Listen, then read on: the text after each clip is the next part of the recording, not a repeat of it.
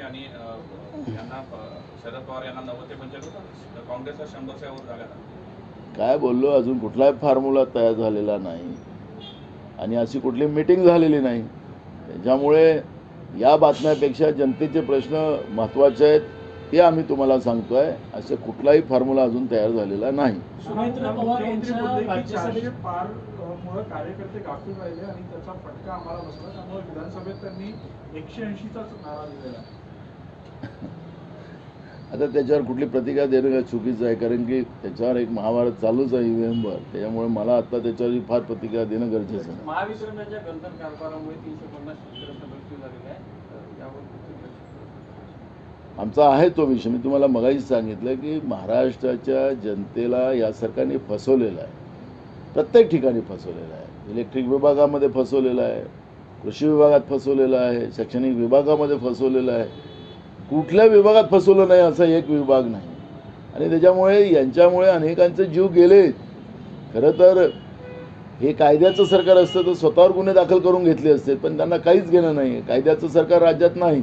कोणी यांचा विरोध केला त्याच्यावर ईडी लावा, CBI लावा, नाही तर खोटे गुन्हे दाखल करा. ही परिस्थिती या महाराष्ट्रात आहे. त्याच्यामुळे महाराष्ट्रात कायद्याचं सरकार राहिलं नाही. त्यामुळे जनतेला त्रास सहन होत नाही आणि म्हणून त्याच्यामुळे जनता आत्महत्या करते हेच त्याच्यातून स्पष्ट होते. आणि येणाऱ्या विधानसभेत हे सगळे मुद्दे काँग्रेस पक्ष त्या ताकदीनं एक प्रमुख विरोधी पक्ष म्हणून आम्ही ते सगळ्या भूमिका लावून देऊ. सुनेत्र पवार यांच्या ओबीसीचं उपोषण सुरू आहे. 5 दिवस झाले. त्यांची प्रकृती खालावलेली आहे. बेसिक मागणी आहे की ज्या कुणबी नोंदी झाल्या त्या रद्द कराव्या आणि सगळे सोयऱ्याचा अध्यादेश काढू नये असं म्हणतात. बघा, राज्य सरकारने आणि विशेष करून देवेंद्र फडणवीसांनी मुख्यमंत्री होण्याच्या पहिले 2014मध्ये ज्या घोषणा केल्या, मराठ्यांना आम्ही आरक्षण देऊ, धनगरांना आरक्षण देऊ, हलबांना आरक्षण देऊ, गोवाऱ्यांना आरक्षण देऊ, अशा पद्धतीच्या घोषणा केलेल्या होत्या.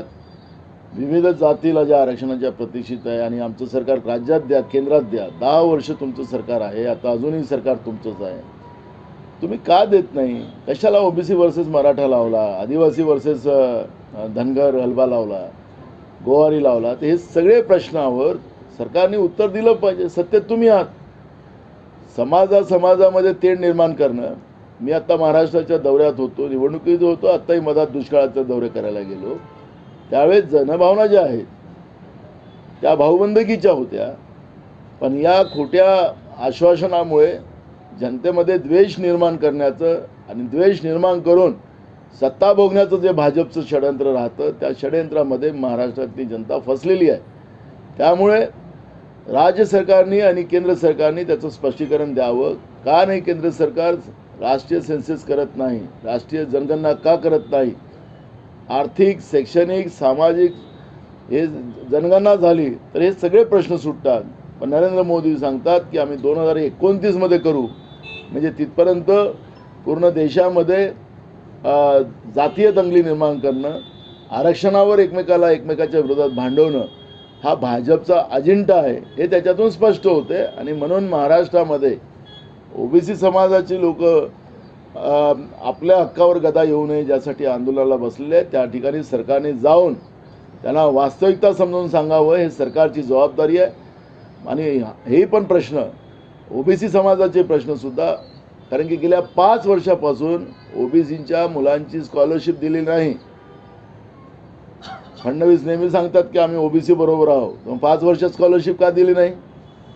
यांच्या तिकडे निधी येऊन पडलेली असं सांगतात, तिथं कर्मचारी नाही. म्हणजे याचा अर्थ गाजर दाखवायचा आणि ओबीसी समाजाला आपल्या मताच्या लाईनमध्ये उभं ठेवायचं, हे जे थोतांड सातत्यानं भाजपने केलेलं आहे त्याच्यामुळे ओबीसी समाजाचा राग BJPच्या विरोधात आता मोठ्या प्रमाणात निर्माण झालेला आहे आणि त्याचे सगळे परिणाम भाजपला भोगावं लागतील असं चित्र तुम्हाला आता पाहायला मिळणार. राज्यात सातत्याने हिट अँड रनच्या घटना घडत आहेत. नागपुरात सुद्धा 3 घडल्या. काल रात्री नागपुरात एक घटना घडली आहे. 2 जणांचा मृत्यू झाला आहे. बेदरकारपणे कार चालत फुटपाथवर चढलेली आहे ती कार, मद्यप्राशन करून असल्याची प्राथमिक माहिती आहे. वारंवार घडत आहे. नागपुरात 3 घटना घडल्या. गरिबांच्या जीवाची किंमत नाही. श्रीमंतच लोक जगले पाहिजेत हे जे भाजपचं धोरण आहे गेल्या 10 वर्षापासून, त्याचा हा परिणाम आहे. मग त्या श्रीमंताच्या पोरासाठी ड्रग उपलब्ध करून देता यावं म्हणून गुजरातच्या मुंद्रा पोर्टवरून मोठ्या प्रमाणात पूर्ण देशभरामध्ये ही ड्रग व्यवस्था निर्माण केली. शाळा कॉलेज यामध्ये सुद्धा ड्रग येते आणि त्याचा परिणाम असा झाला की या सगळे व्यसनाधीन झालेले गर्भश्रीमंतांचे मुलं मुली, कारण की मागच्या वेळेस नागपूरला ॲक्सिडेंट झाला त्या मुलींच्या माध्यमातून झाला होता, त्या सगळ्या व्यवस्था आज सर्वसामान्य गरीब माणसाला, जे फुटपाथवर झोपणारे जे गरीब आहे त्याला राहायला घर नाही, त्यांच्यावर गाड्या चढवून त्याला मारायसाठी ही व्यवस्था भाजपने या महाराष्ट्रात केलेली आहे असं म्हटलं तर वागवं नाही. हे आरोप नाही, ही वस्तुस्थिती आहे. ड्रगच्या बाबत सरकार का बोलत नाही, ड्रग व्यवस्था का थांबवली जात नाही. आजच मी पेपरला वाचत होतो की मुंबईतलं ड्रग माफियाची व्यवस्था पूर्ण नागपूरपर्यंत पोहोचलेली आहे, नागपूरपासून तर पूर्ण विदर्भात पोहोचलेली आहे.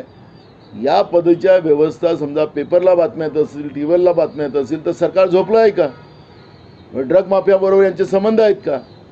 हे सगळे प्रश्न त्या ठिकाणी निर्माण होतात. त्याचं उत्तर सरकार देत नाही आणि या पद्धतीचा निरपराध लोकांचा झोपेत जीव घेणं.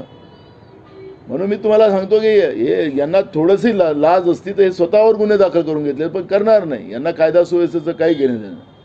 त्यामुळे इतकं नालायक आणि गेंड्याच्या कात्रीपेक्षा जाळ झालेली हे सरकार, यांची मनं हे आपल्याला पाहायला मिळतं आणि त्याचा परिणाम महाराष्ट्रातले निरपराध लोक भोगतात आहेत, जीव जातो आहे, असं चित्र आपण पाहतो. काल प्रफुल्ल पटेल म्हणाले की एनसीपी मधून जर मंत्री बनण्याची वेळ आली तर माझ्याशिवाय कोणीही बनणार नाही.